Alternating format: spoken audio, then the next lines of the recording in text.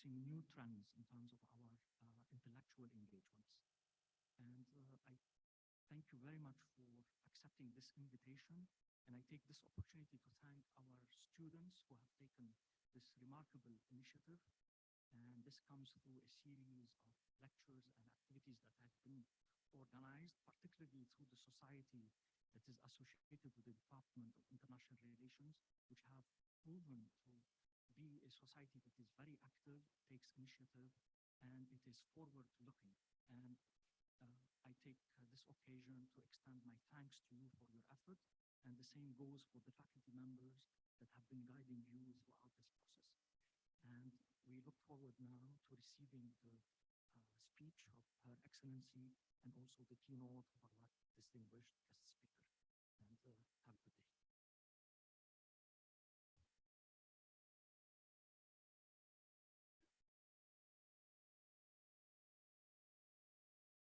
Thank you, Professor Nader al-Bizri, for your kind welcoming speech.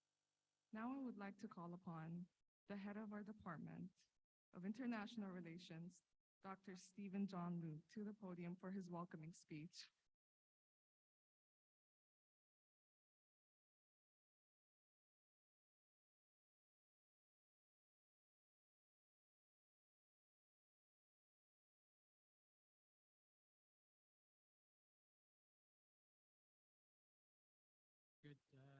Good afternoon, everyone. On behalf of the college, but also on behalf of the Department of International Relations, I'd like to welcome Consul General Meghan Gregonis and Mr. Akram.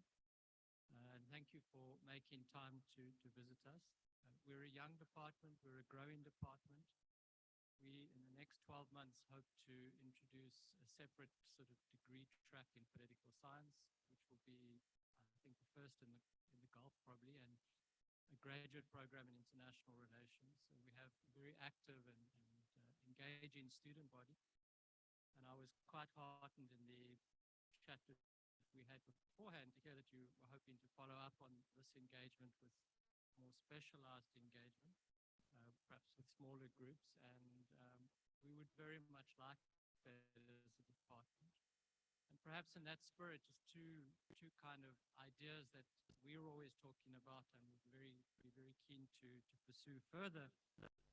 It's clear that we live in a world that's engaged in almost constant turmoil, perhaps nowhere more so than in the Gulf, because of the relentless exploitation of oil and gas reserves and the sort of life-threatening consequences that has for the environment at large.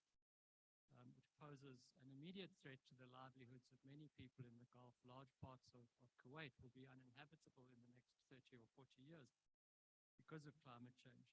And the responses to climate change globally have been inadequate at best. And I think there are many reasons for it, which we as students of international politics are keen to explore further. And we'll be following the debates at COP27 and next year COP28 in Abu Dhabi with great interest to see whether the energy producers will be willing to agree to the changes that are obviously necessary, but also to see the position that the great powers take in terms of their own self-interest and the global interest. And the Biden administration's policies are of particular interest to us, particularly insofar as they deviate from the previous administrations. We're also living in a war that has been fundamentally shaped by the Ukraine and the Gulf. It's very clear that the major Gulf powers are looking to forge a foreign relations strategy that is increasingly their own, that is independent, that's not beholden to the United States in the way that it was previously. And that war has probably accelerated that process and opened a lot of doors, windows, and questions, which I think we're all very keen to explore. And it's clear that there's divisions within the Gulf over attitudes to oil cuts. There's a whole lot of global questions have been raised that are fascinating and ones which we would like very much to continue to explore and better to understand. And clearly the solution to all of these issues lies in diplomacy, effective diplomacy, both hard power and soft power, and also just being willing to listen and to engage in dialogue with others. And in that spirit, I'd like to welcome you again, to the department, to the university.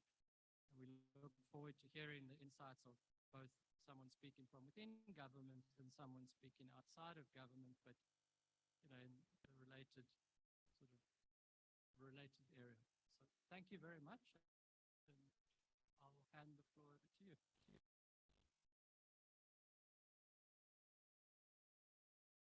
Thank you, Dr. Stephen, for your gracious welcome.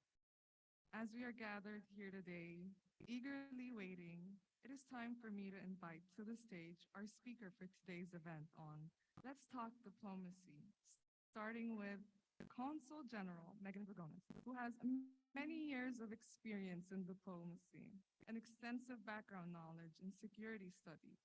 She will speak on diplomacy, trade, and cultural relations between the United Arab Emirates and the United States of America.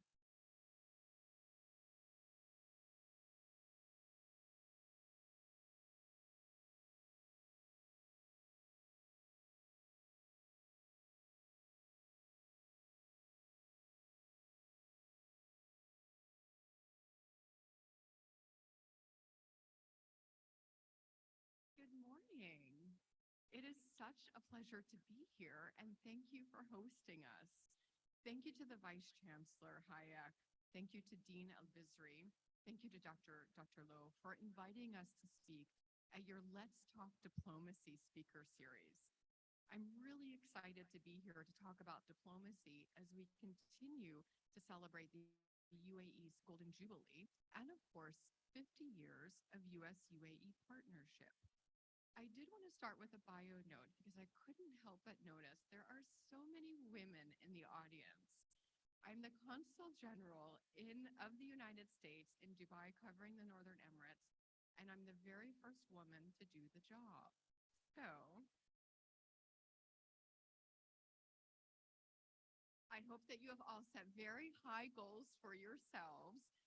This is something we're all very excited about in the consulate, that I get this opportunity, but it's not the end. Hopefully it's just the beginning. So I encourage you all to follow your dreams. Sharjah has been a key part of the US-UAE partnership, and we're grateful for our friends here who have been tremendous partners across a range of sectors in sustaining and building on the friendship between our two countries. I thought that I would talk today briefly about this partnership, sharing some reflections on the past, present, and the future of what is a vital and important partnership for both of our countries. The strong partnership between the United States and the UAE is built on three key pillars, and that's shared security, mutually beneficial trade, and people-to-people ties. A key part of any bilateral relationship is to identify areas of common interest. And one interest, a key one, is working collectively towards the common goal, of a stable, secure, and prosperous Middle East. The UAE is also a vital U.S. partner on a wide range of regional security issues, here in the Gulf region and beyond. The US-UAE trade relationship is a huge success story, with $23 billion in total trade in 2021. In fact, the UAE is the United States' top export market in the Middle East and North Africa region. Over 1,500 American firms have established a presence here, with many covering the broad region from the UAE. The UAE is also the top Arab investor in the United States. 17,700 American jobs, including in the renewable energy and semiconductor sectors, among other key industries. Historic, cultural, and educational ties between the United States and the UAE are a third and very important pillar in the bilateral relationship. Tens of thousands of Emiratis have obtained degrees at U.S. universities since the nation's founding 50 years ago, and currently 2,000 Emiratis are studying in universities in the United States on UAE government-funded scholarships. So this is a bit of the foundation of the bilateral relationship. And I'd like to share some thoughts with you about how the relationship today is incredibly dynamic and a bit on where we see things going, how I see the U.S. as a key partner for the future for the UAE. American innovation is and always has been at the heart of the advanced technologies and solutions offered by our companies and service providers. That innovation is present right here in Sharjah and in the other Emirates in the form of exciting partnerships. The U.S. mission to the United Arab Emirates, for example, collaborated with Shira, Sharjah's entrepreneurship and innovation hub, located at the American University of Sharjah, to bring U.S. experts to tackle entrepreneurship-related topics such as financial literacy, crowdfunding, and angel investment. And more broadly, START AD, the New York University Abu Dhabi-based startup accelerator, brought female entrepreneurs from UAE companies like Shift Eco to help expand their market reach. Shift Eco is a platform that curates impactful, eco-friendly products and helps consumers and organizations go green. And on the technology side, there are countless partnerships. Intel and Du recently launched a project to develop private 5G networks based on Open RAN architecture, partnering with American companies Dell, Radiosys, Vision Valley. Intel also introduced a new AI and software R&D center in its Dubai headquarters. In fact, more than 15 U.S. companies, including 3M, Cisco, Microsoft, Motorola, and Visa, showcase groundbreaking American innovation and foster partnerships to develop cutting-edge solutions at their innovation centers here in the UAE. These are examples of innovative partnerships today, but what about tomorrow? How are we working together to meet the economic, security, and scientific challenges that we will face in the next 50 years? One example is actually in the field of science diplomacy, and that is in space exploration. NASA has a very close partnership with the Mohammed bin Rashid Space Center. And did you know that the UAE's astronauts have trained alongside our NASA astronauts in the United States? I believe 2 are still there in the United States. And we're looking forward to the launch of the UAE's Rashid Lunar Rover on a SpaceX Falcon 9 rocket from the Kennedy Space Center in Florida later this month. It's a really strong partnership. And supporting a sustainable future is also a particularly important area for collaboration. The Middle East North Africa region is taking center stage for global leadership on climate, with Egypt and the UAE hosting back-to-back UN climate talks this year and next, which of course they've already started. And our governments have been talking about a broad range of opportunities to work together. For example, just last week, the United States and the United Arab Emirates signed a major new clean energy framework called the U.S.-UAE Partnership for Accelerating Clean Energy, or PACE, which is set to catalyze $100 billion in financing, investment, and other support, and to deploy globally 100 gigawatts of clean energy by 2035. Of course, an important year to advance the energy transition and maximize climate benefits. As we work to keep building our partnerships to meet future challenges, our bilateral partnership must always respect our heritage, our values, and our past. I'll conclude with one example of how our partnership is doing just that. Last week, we partnered with the Sharjah Art Foundation on the Sharjah Film Platform. I hope some of you were able to attend, featuring several prominent mixed heritage and minority American filmmakers.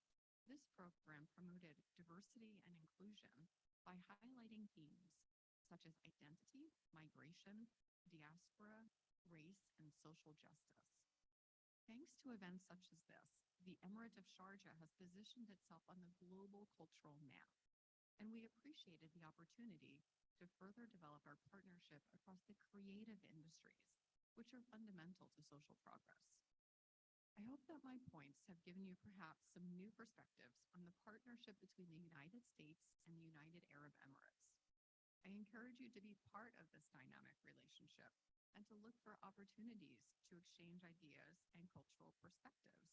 I will be back. I look forward to exchanging ideas further. And as you progress in your studies and in your careers, I hope that you will consider studying in and gaining valuable work experience abroad, including in the United States. Now, today we have a real expert here who brings more than 3 decades of experience in the field of international relations. Mr. Akram Elias is an American who is engaged with many Emirati professionals during official visits in Washington. But today he is here to address students in the UAE for the very first time. Today's talk will provide information about evolving U.S. national security priorities, including regional priorities and partnerships, and his intervention is timely. Our very important midterm elections for Congress will take place tomorrow. So for students of politics, it's a very exciting time for us in the United States. The results of these elections will certainly affect security issues on our side, on the U.S. side. So with that, please join me in welcoming Mr. Akram Elias. Thank you for joining us today.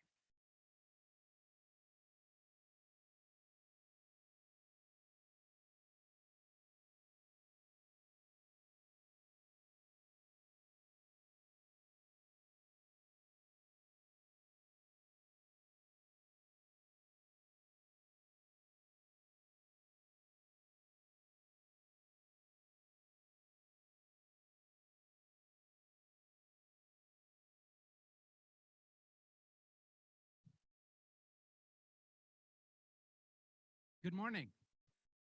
I can't hear you. Good morning. I can't hear you. I'm jet lagged. I just got here and I'm tired. Please, I want to hear you. Good morning.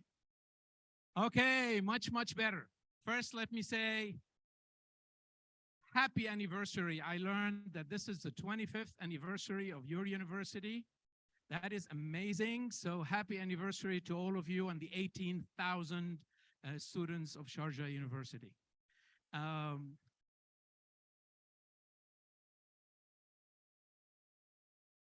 It is indeed a great honor and truly a pleasure to be here today with you.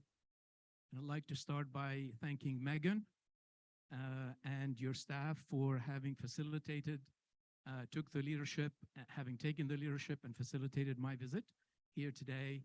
And of course, the leadership of the university and Vice Chancellor Yusuf, I have some news for you. You said you're a mechanical engineer and you really don't know much about diplomacy. Well, got to share something with you. You know, the founding fathers of the United States established government not as an entity that solves the problems of the people, but as a system engineering machine for the people to use to solve their own problems. So that should give you some insight into who we are. But with that, and thank you to the leadership of the university. So let me start. I'm going to take a few minutes to talk to you about 3 things very quickly. Number 1, explain to you very quickly how government is structured in the United States. Second, how foreign policy and national security is shaped. And the third part would be focusing on today's global priorities. And then we'll open it up, I guess, for Q&A. And please, my name is Akram. Drop all the titles, just call me Akram when it comes to the Q&A. We tend to be less formal in the United States, and we go quickly moving to using first names, so please feel free to do so. First, a little background about how government is structured in the United States. Keep in mind, it is a republic of states, so we are a union of states, and we have 50 states. Each state is structured and governed almost like a country. So there's nothing centralized in the United States. We have 50 states, that's 50 constitutions. And trust me, they do vary from state to state. 50 state legislatures which are practically equivalent to 50 national parliaments in countries around the world. And there's no American parliament. Our union is different from the, let's say, the European Union, where there is a European parliament. There's no American parliament. I'll explain Congress in a few moments. So we have 50 legal systems, 50 executive branches with 50 heads of state we call governors, and the elections Meghan pointed to. Very important, there are 34 or 36 governors. So out of the 50, there are 36 states that are up for elections. And these are heads of state. It's like the presidents of their respective states, with 50 administrations, 50 judicial systems with 50 Supreme Courts, and very importantly, 50 economies, 50 free markets, 50 taxation systems, and 50 budgetary processes. And that is why we speak of 50 gross domestic products. So when it comes to domestic affairs, education, there's no national centralized educational system in the United States. No national graduation exam, no national diploma. Education, health, agriculture, energy, I don't care what it is. Listen to me, my dear friends. I don't care what it is. If it is not foreign policy, defense policy, or monetary policy, monetary meaning the governance of the dollar, not economic, because we have 50 economic policies for the 50 states. So if it is not one of those three, do not think of the US government first. You must think state government first. Fundamental. So why is there a US government? Why does it exist? The US government is not a national central government. We've never had one. It is defined as a federal entity created by states, originally 13, and managed by states, we're today 50. So the 50 states manage and govern their union, the United States, using the US government as a federal entity to achieve two key goals. The number one goal, which is the one we're going to be talking about principally today, it is to manage the affairs of the sovereignty of our union. So there are 4 public policy domains, 4 that the 50 states must govern, always together, never separately, and only at the federal level, meaning using the institutions of the US government. That's a must.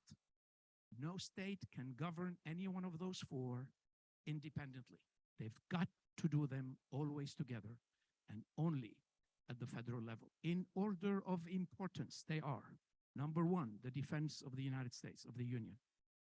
That is why nothing can take precedence over the defense policy of the United States. Second, monetary policy, the governance of the dollar. That is why we have a Federal Reserve System, for example, and a Federal Department of the Treasury. Third is US world affairs. That's where foreign policy and national security come in. So everything having to do between the United States and the world, all types of formal relations going out to the world or coming in from the world. So diplomatic relations, international affairs, trade, treaties, conventions, but also getting a visa to enter the United States, immigration to the United States, tariffs and duties on imports by the United States. The 4th domain that must be governed always together, never separately and only federally, is the regulation of trade or commerce inside of our union. Because we have 50 economies with 50 regulatory systems and 50 taxation systems to promote free trade, the 50 states have to negotiate free trade arrangements. Hello? And we call that interstate commerce regulation. So that's goal number 1. And I'm going to expand into the national security foreign policy arena in just one moment. But let me explain quickly goal number 2. There's a second goal for the states to achieve using their federal government. And that is the advancement of our union. How does the United States as a whole, as a country, progress? How does it advance in the absence of a national central government? So they need, at the federal level, the 50 states need to develop federal laws, federal policies, constantly focusing on establishing a minimum threshold. What should be the minimum threshold that they agree to abide by? And each state will change its laws to meet that minimum. So in 3 key areas: rights, that's how we got rid of the racial segregation system that we had in the United States for 99 years after the end of our Civil War in 1865. So the Congress of the states passed the Civil Rights Act in 1964 saying, this is now civil rights. They agree in a Congress, they have to implement it. So they changed their laws accordingly. Another type of minimum threshold is access.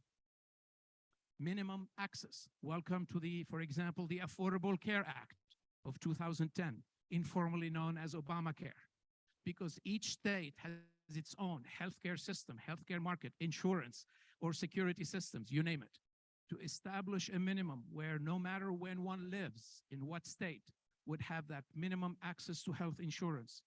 That's what they did. And a third key area for minimum threshold is minimum standard. So if we don't have a national centralized educational system, we do need always minimum standards in education, in health, environmental protection, it's food safety, et cetera, et cetera. So that's what it is. And my dear friends, please keep in mind, 95% of Americans, when they're voting now in these midterm elections, when they vote typically when it comes to elections of federal officials, they are mainly focused on the second goal, not the first one, because 95% of Americans are not as interested in foreign policy. But we're here to talk about foreign policy, so let me get in now. With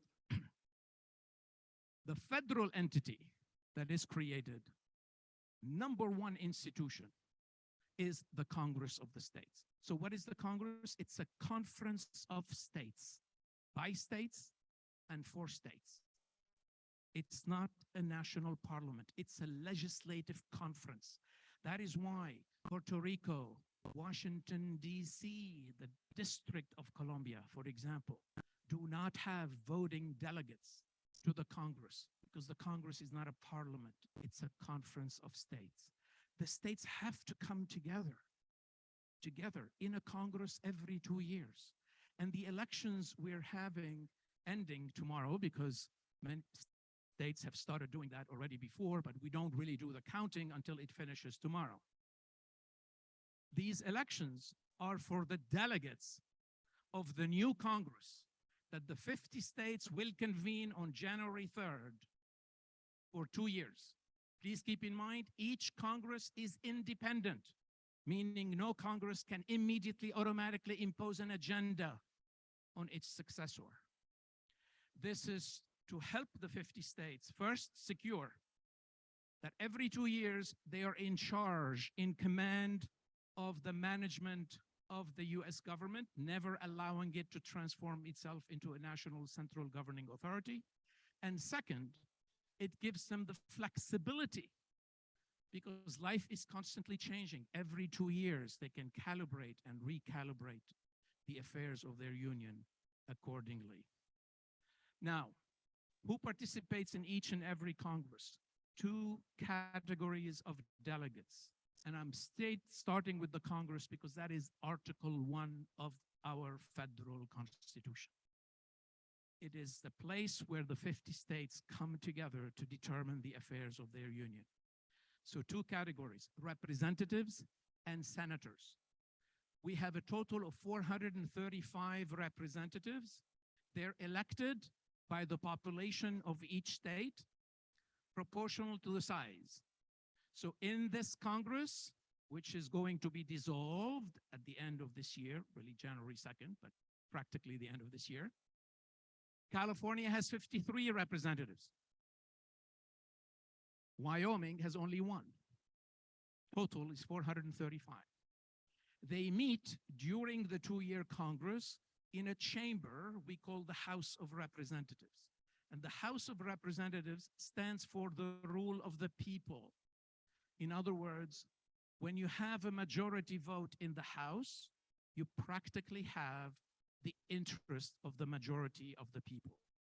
But because we're not the Republic of the people, we're the Republic of the United States, we have a second category of delegates we call senators. And each state has 2. So big California has 2, and tiny populated Montana has equally 2. With 50 states, that gives us 100 senators. These 100 senators meet during the 2-year Congress in a separate chamber called the Senate. And the Senate stands for the rule of the states. What does that mean? It simply means when you have a majority vote in the Senate, you practically have the majority interest of the states. And the key thing to keep in mind is that there is complete, total equality between the House and the Senate in the 2 key powers that the states use to manage their union federally. The power to make federal laws and the power to design the budget of the US government, meaning the federal budget. So what does that mean? It means no legislation can be sent by the Congress of the states to the president to execute. And by the way, the president is forbidden by the federal constitution from introducing legislation into the Congress, because the Congress is not a parliament. Only delegates to the Congress legislate. So not one legislation can be sent to the president to act upon unless and until majority in the Senate, meaning majority of the states, majority in the House, meaning majority of the people, have agreed to it using the same exact language. And that is going to govern, therefore, everything and anything having to do with foreign policy, defense, national security, etc. Second, money, money, money. Ooh la la. The US government owns nothing and produces nothing. Stay with me. Everything is in the states. That's how you hear, for example, the gross domestic product of Texas is greater than the gross domestic product of Russia. Are you with me? The US government is an entity that has to be funded by the Congress of the states every 2 years. There is no 4-year budget for a president. Do you hear me? That's why we have what's called midterm elections. We elect a president for 4 years. He doesn't have a 4-year carte blanche, a 4-year mandate. He has maximum 2 years max. And then we check. And depending on how he's performing, the people will determine what type of Congress he will have to deal with for the remainder of his term. Okay, so not $1 can be federally taxed. So they have to develop what is called a federal tax that is completely separate from the taxes that states impose within their respective territories. Not $1 can be taxed. Not $1 can be spent unless and until a majority in the Senate, majority in the House agree and send it to the president. Now, when it comes specifically to national security and foreign policy, there are committees and subcommittees dealing with defense, foreign relations, intelligence, etc., in both chambers, because both have to agree. Now, the president is elected by the union, not by the people. He's president of the United States, not of the American people. So the union elects its president using what we call the electoral college system. And the president, not controlling the budget and unable to introduce legislation, has the power of the veto. 10 business days to veto anything the Congress sends his way. One day, possibly, not possibly, definitely, I don't know when, her way. Are you with me? 10 business days to veto. Why? To open the doors for negotiations. Because the president stands for the national interest of the union. So we need all three players or three actors to agree. Senate, House, and President. All three must agree using the same exact language. Now, in the area of national security and foreign policy specifically, the president, unlike anything else, the president is given by the US Constitution the power to initiate. Congress is the start of everything except in the foreign policy and national security area. It makes sense. Think about it. Can't have 535 members of the Congress come to the United Arab Emirates, for example, to negotiate bilateral relations. I mean, it doesn't make sense. So the founders of the United States said, unlike everything else, the president takes the initiative, and then he comes back to the Congress, advice and consent. But who is in the White House does make a difference because the president takes the initiative. In 1947, as a result of the emerging Soviet threat, the Congress of the United States passed federal law called the National Security Act, and then gave the president, and every president therefore, gave the office of the president the tool for the president to be able to shape a national security strategy, at least for the remainder of his term, 3 to 4 years. And with that tool, they gave the president more powers in initiating and shaping national security strategy. And there are some members who are by statute members of the National Security Council of the President, like the Secretary of Defense, Secretary of State, some advisors like the chairman of the Joint Chiefs of Staff. They also gave the president the authority to appoint a national security advisor that does not require the confirmation by the Senate. So the president is free to choose whoever that person is, and the national security staff, headed by that person, in a way, now goes between 250 to 350 people, basically working directly for the president in helping shape national security. And the Congress of the United States passed law demanding that each president, within a certain period of time, but not less than 150 days, in other words, he has to be in power for at least 150 days to figure it out, and then submit to the Congress the national security strategy for the United States. By the way, they passed a number of laws after that, all giving more powers to the president. And whenever treaties have been signed and ratified by the Senate, like NATO, the president has the power to operate, employ, and deploy military assets because he's commander-in-chief of the armed forces of the United States without having to go necessarily to the Congress because the treaty is already set in place. Okay, so the president has a lot of power. And if Congress doesn't like what a president is doing in foreign policy or national security, but as long as whatever he's doing is legal, they're going to have to pass a new law, which he will veto, and to override a presidential veto. It can happen, but it's rare because it requires a 2/3 supermajority in the Senate and a 2/3 supermajority in the House. Now, there is a very important third actor when it comes to shaping foreign policy and national security in the United States. And that is, so you have the Congress, the president. The third key actor is what I call the non-governmental partners. Because in the United States, civil society and the free market, business, it's a three-way private-public partnerships, always. For any public policy, from inception to execution, design to implementation, it's always a three-way public-private partnership.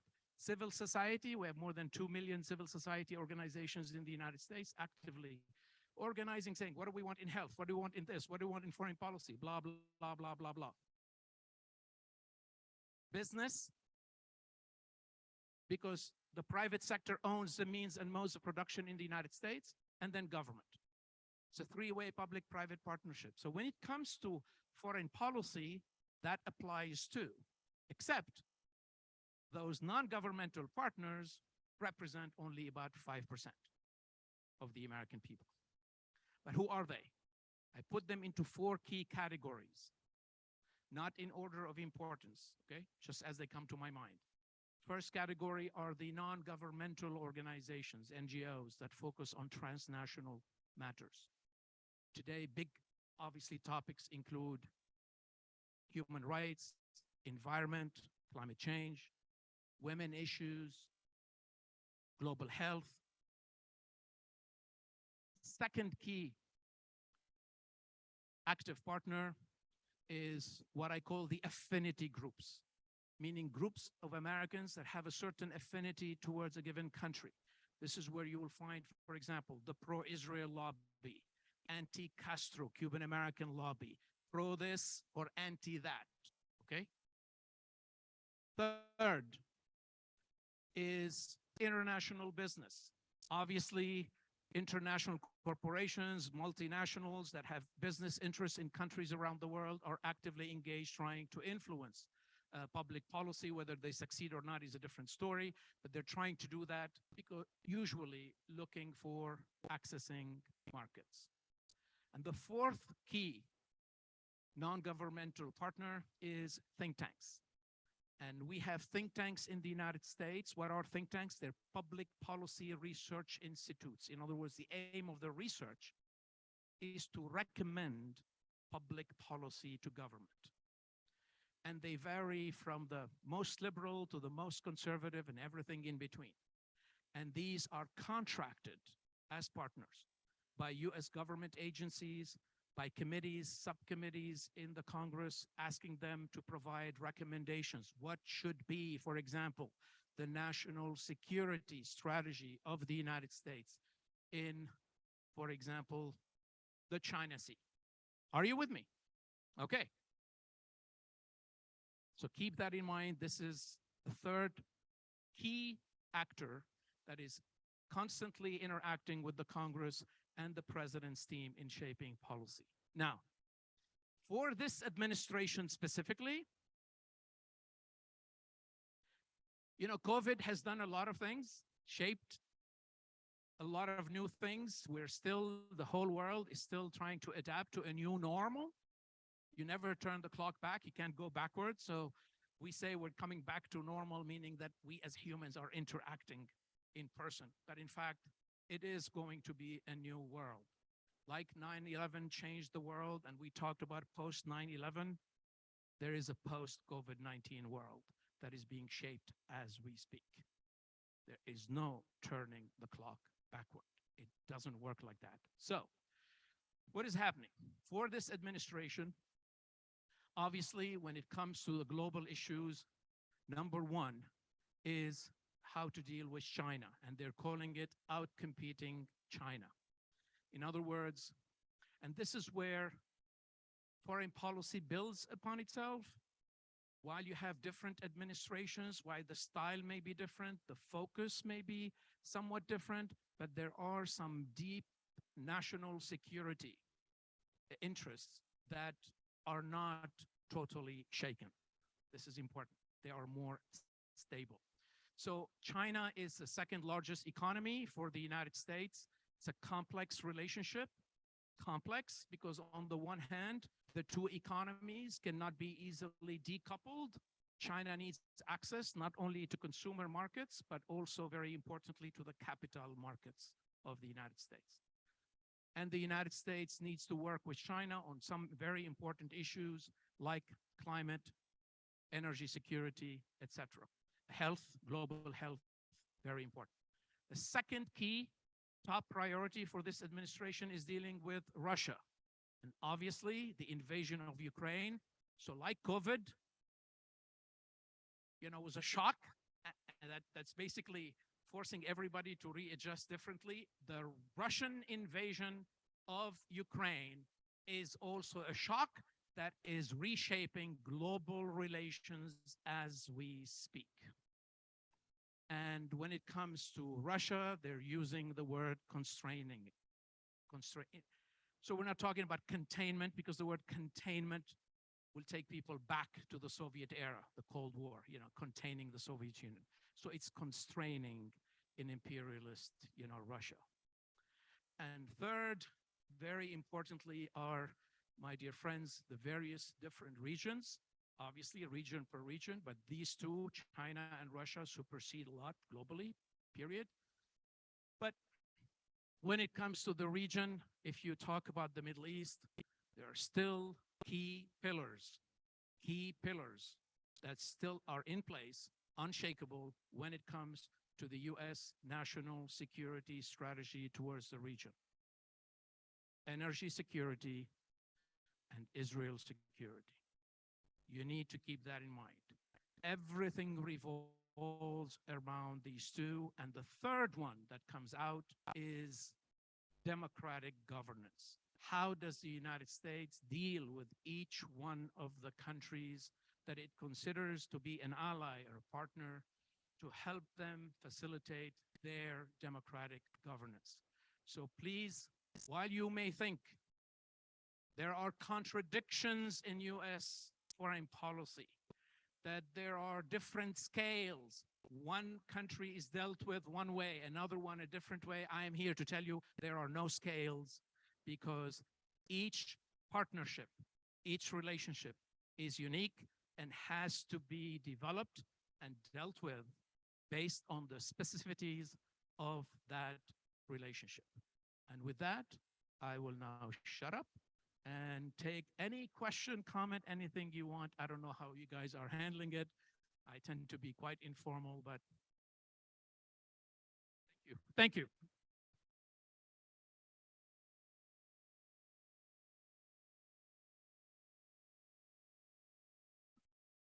You guys, I'm so sorry. I'm fine. Thank you, Consul General Gregonis, for sharing such an enthralling insights on diplomacy, trade, and the cultural relations between the United Arab Emirates and the United States. Once again, thank you for enlightening us. And thank you, Mr. Akram Elias, for this wonderful talk you have presented us with. We will now be moving on to a Q&A session moderated by my colleagues, Obaid Al-Bah and Nada Atilmanan. So good morning, everyone. First of all, I would like to thank U.S. Consul General Meghan Gregonis and Mr. Akram Elias, the co-founder and president of the Capital Communication Group, for being here. I was listening to your talk and it was very productive. And I'm very sure that our students are enthusiastic and eager to ask you a couple of questions. So now we are going to start taking questions from the right side, and then we're going to the left side. So if someone would like to ask any question, please raise your hand. All right.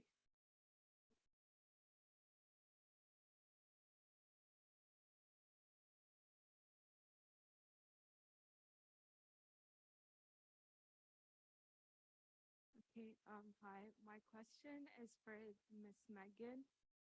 In a very male-dominated field, what would you say was the biggest challenge that you faced, and how did you overcome that challenge? Thank you. Thank you for that question. It's not a foreign policy question. This is kind of a life question, but I'll be happy to respond. Yes, it's true. Diplomacy is a very male-dominated field. And something that Akram didn't really get into, there are different elements of diplomacy. We work very closely with our military colleagues. And of course, the military sphere is very male-dominated. So at the top ranks, there are a lot of men. But to me, the biggest challenge, honestly, was myself.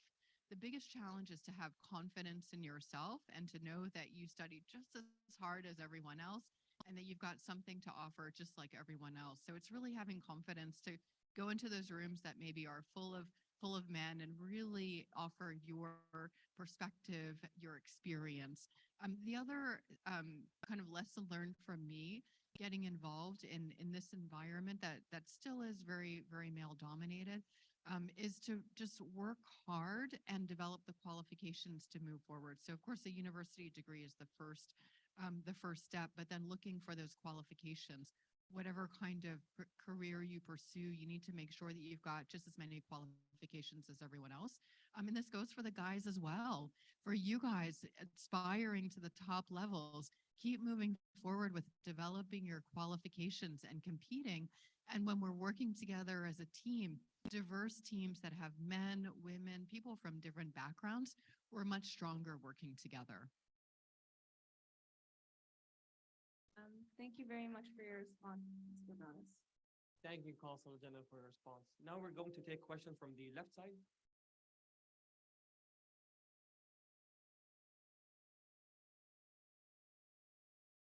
So I have a question regarding diplomacy more broadly. So let's say, for example, that we have, as a society, we wish to facilitate social change, of course. And let's say that some forms of social change, especially, for example, in countries where they may not have an equivalent of the First Amendment, so we may need to be diplomatic about the way we present our ideas in order to drive social progress, especially in regards to rights.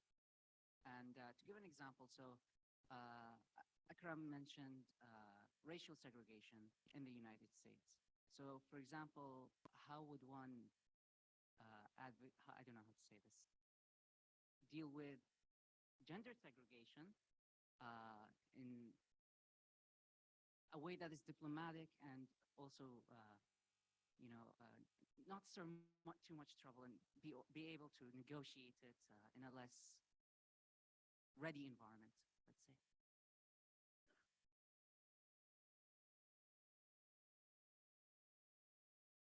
It's for both of you. I'd like to get both of your perspectives. I know, but you see, my name is Akram. And when I asked my parents, my mom and dad, why did you call me Akram? That which means Akram, more generous. And he said, well, so you can learn to live up to your name. And so I'm trying to be here very generous, but I'm just kidding. Well, I tell you what I'm doing, and again, I'm not an employee of the U.S. government, so I don't speak on behalf of the U.S. government. I'm giving you my own perspective as an analyst. So I do a lot of work when it comes to civil society building, leadership training, social change, etc. My approach is always not to shock. Change is gradual. I keep reminding people in the United States, we are where we are today. It didn't happen overnight. Where we were quite fortunate, and I think this was the genius of the founding fathers, of our country, was to establish that system engineering machine, which is defined really by two documents, the Constitution and the Bill of Rights, that everybody used. The abolitionists, civil rights activists, suffragists, human rights activists, any type of activists in our country have always used the Constitution and the Bill of Rights to advance our human condition. Because even the founders of the United States, we had slavery so what they did, they slipped a word in the Constitution, and the word was person, hoping that future generations of Americans would, as they become more enlightened, as they conquer ignorance, as they choose how to advance themselves, they kept redefining the word person. So a slave that was property was no longer that and became a person, but then became half a person because of segregation. Then it had to become a full person. A woman in the beginning was not considered a full person. Okay, so there were men, women, slaves, free people. So they inserted that word person on purpose. So, and that's my approach. My approach is work with people to help them conquer fear. So ignorance is something fundamental to constantly overcome. And even in, in Arabic, in the هنقول ابحث عن العلم, it's very important. So, and usually ignorance leads to some fears because we fear what we ignore. And then there are people who may play on those fears, manipulate them, and push people to certain extremes. And that is why we have to start always with fighting ignorance. So the way we do it in the United States is through what we call interfaith dialogue, cross-cultural communication, bringing people of different perspectives to come together and try to learn from one another, not simply by talking, but by doing, solving problems together, advancing our human condition together. Now, we do certain things by law also in the United States. For example, coming back to the previous question, my wife, she's worked in the defense industry for 30 years. So I work in the international affairs. She comes from the defense. I mean, we're like, huh? You would think, here's the man, he should be in the defense. No, she is. But I tell you, obviously, it's always a struggle. And she keeps telling me that, sweetheart, I have to fight doubly as hard as you do. Because I'm surrounded by these men who look at me. They don't have to say anything, but I can read their language. They're telling me, what are you doing here? I mean, what do you know about defense? But I have 30 years experience, in dealing with this. But of course, she doesn't tell them that. But she fights for it. But what we've done by law, for example, is to enable women to have access to the network of defense. There are Congress-made laws when it comes to the Pentagon contracting in the defense industry. Then those contracts require a certain percentage to be given to small business. And there is a category for women-owned businesses, for example, to encourage women who have had some experience to enlarge the pie. I'll shut up. Be very quick because this is a very difficult question. So first, the foundation of diplomacy is respect. I'm living here as a guest of the United Arab Emirates. I have complete respect for the system that is here, the values, which of course are different from our own in the United States. In the United States, the First Amendment for us is very sacred for us. It's very important. But I'm not here to convince everyone that the First Amendment is right all over the world. It's right for the United States. So where we engage on these kinds of issues, for example, media freedom, what's very important about media is that there is a rules base, that you're following the rules in printing facts, for example. So in a lot of countries, we work on journalism professionalization. We also work on a lot of programs around the world that really help support different segments of the society. So for example, with women, we do a lot of women's empowerment programs all over the world. We do a lot of engagement also to help support people of determination, for example. This is a US value, but I think that these are values that are shared in a lot of countries of the world. So in terms of foreign policy, you always look for, first, there's always a base of respect, but then you look for where are the overlapping interests? Where is it that we have things in common? And then we can work together to move forward, including on some of the more challenging or controversial issues. Thank you very much for your responses. I actually have a question too for Mr. Akram Elias. As you mentioned, Akram Elias, that that the U.S.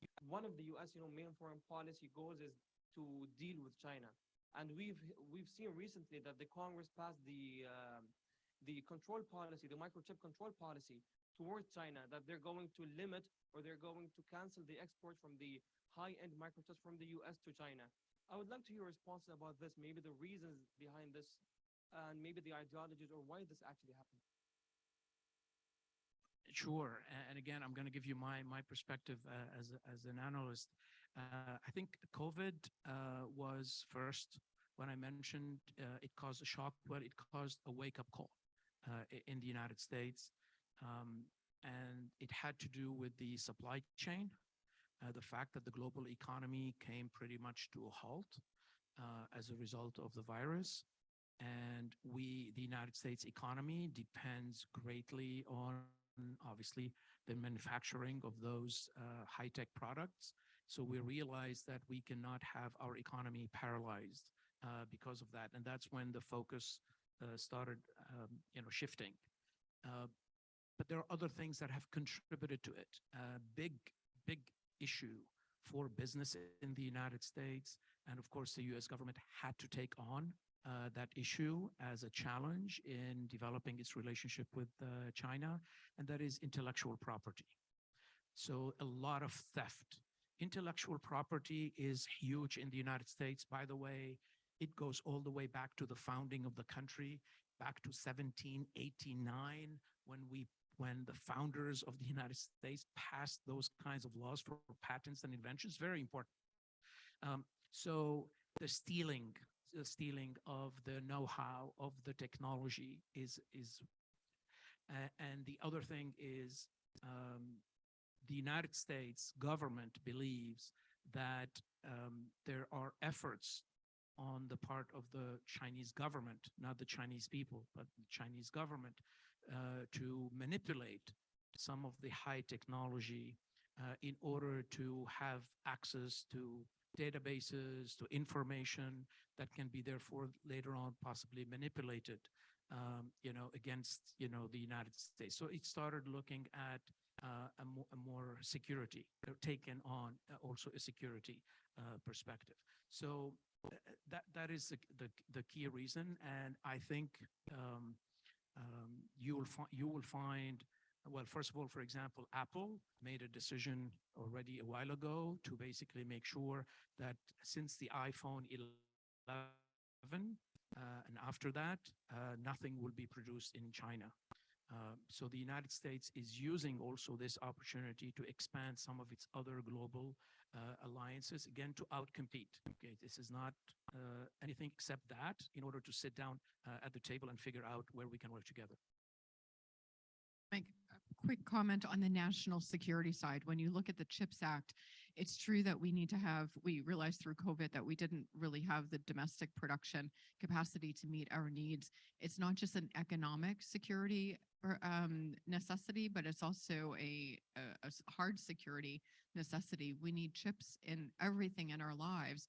And if we don't have access to those, we can't operate our defenses, we can't operate our vehicles, we can't, continue the way of life that we know. So I think there was a recognition in the United States that was a risk. It was a security risk for us. So we needed to invest through that act. Thank you very much for your time. I really appreciate it. Now we're going to take another question from the left side, from the right side. We do have a question over here, but I'd just like to say, due to time constraints, this might have to be our last question. But thank you very much for your responses so far. Hi, good afternoon. I'm Shahad Al-Nakbi, a senior in International Relations Department. So currently I'm studying American National Government with Dr. Shayman, and our last week topic were about lobbying and parties in the United States.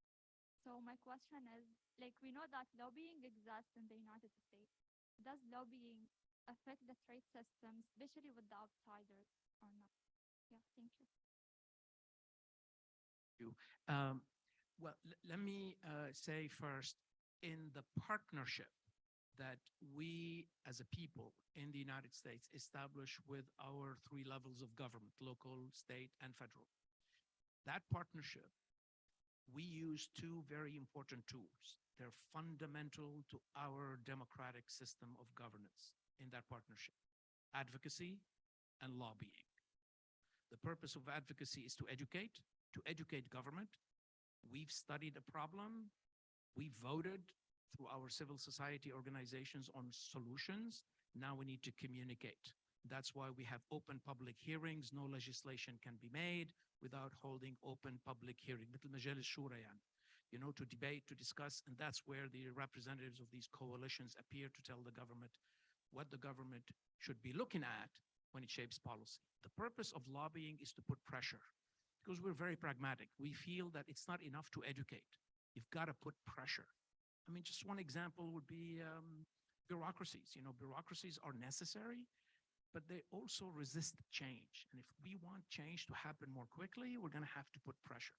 So it is essential to us.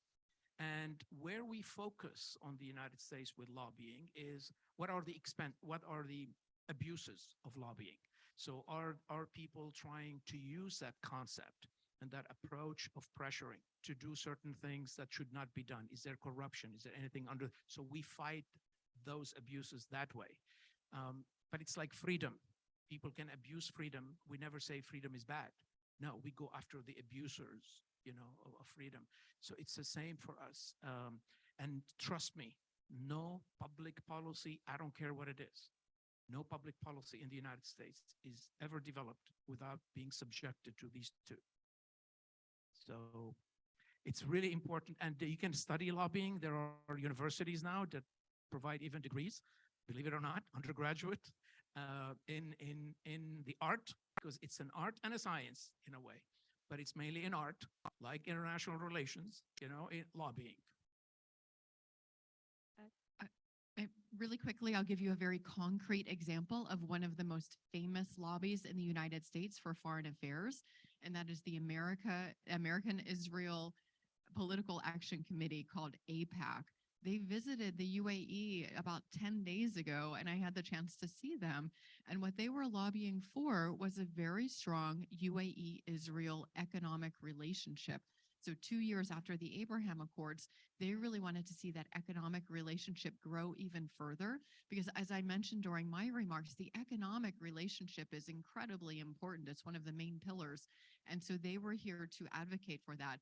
I think that the UAE government, I can't speak on behalf of them, but of course, they want to find the business opportunities as well. And that is a relationship that is strong and growing. And we had an American lobby group participate externally. And I thought it was very positive, actually, because it's in line with our administration goals as well, to support that important relationship. Thank you very much for your response. I'd like to thank our audience for their enthusiasm. I'd like to thank you both for your insightful answers to their questions. And I'd like to thank my co-moderator, Obaid. And now we'll be having closing remarks by my colleague, Dana Aplia. Thank you.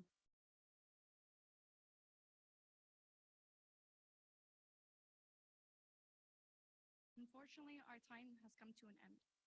It is with great pride and honor to have, it is with great honor and pride to be among such accomplished individuals in the audience and be closing the event before you all. I would like to express my gratitude and appreciation on behalf of the University of Sharjah to have the Consul General, Meghan Gregonis, and Mr. Akram Elias. Thank you all for coming. I hope everybody in the audience finds their inspiration in a path they wish to follow, no matter how big or small. Like my mother has always told me, your world is your oyster. Your todays and tomorrows are your pearls. So allow yourself to live in your oyster and be the pearls of tomorrow. Thank you.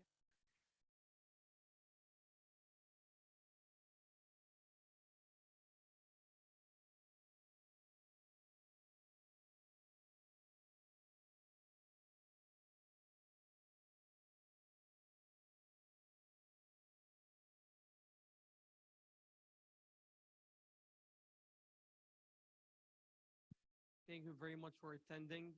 Hopefully, we're going to see you in upcoming events. I hope you really enjoyed the talks. And if you need any inquiry or any information about the IR Society, you can maybe come to us. Thank you very much.